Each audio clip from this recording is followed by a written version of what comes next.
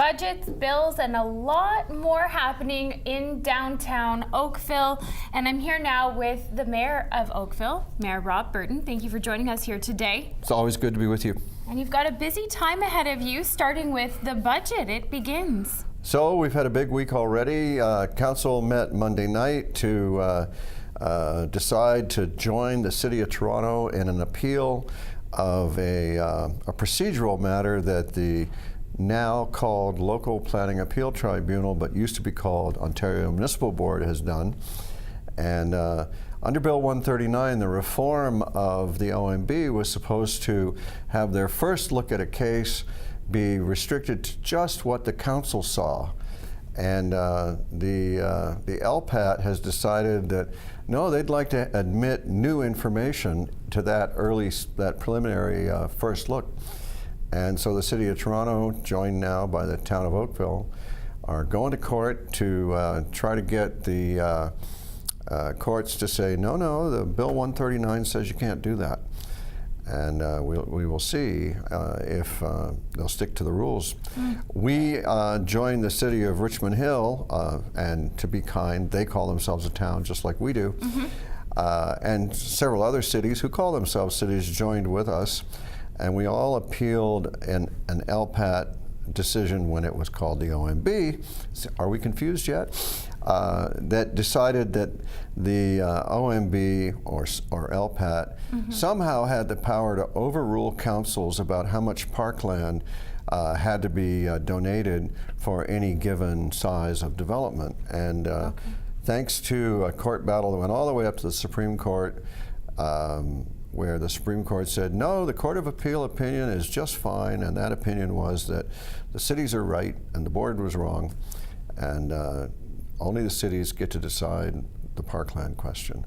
Okay. So encouraged by our success, we're going back again. Right. And then the bill that you mentioned doesn't really have anything to do with downtown Oakville, but Bill 66 is an omnibus bill that was dropped on the legislature Thursday, just before the House rose, and it changes 12 different acts of the legislature. And one of that is, and that's affecting our area drastically. One of the things is it changes the, it creates, one piece of this bill creates the opportunity to pass, this is actually kind of a funny story, a council can pass a resolution and ask permission of the Minister of Municipal Affairs for permission to then pass an open for business zoning bylaw, and it would be exempt from a whole bunch of different laws, including the Greenbelt Act. And when the initial reaction to that was, oh look, you've decided to open up the Greenbelt, the government said, well, maybe it says that, but we would never let anybody do it. So, this begs a question, which is, well, why do you need to pass the law that lets somebody think they can do it? Right. So we'll have to see how that turns out when the legislature resumes sitting in the new year.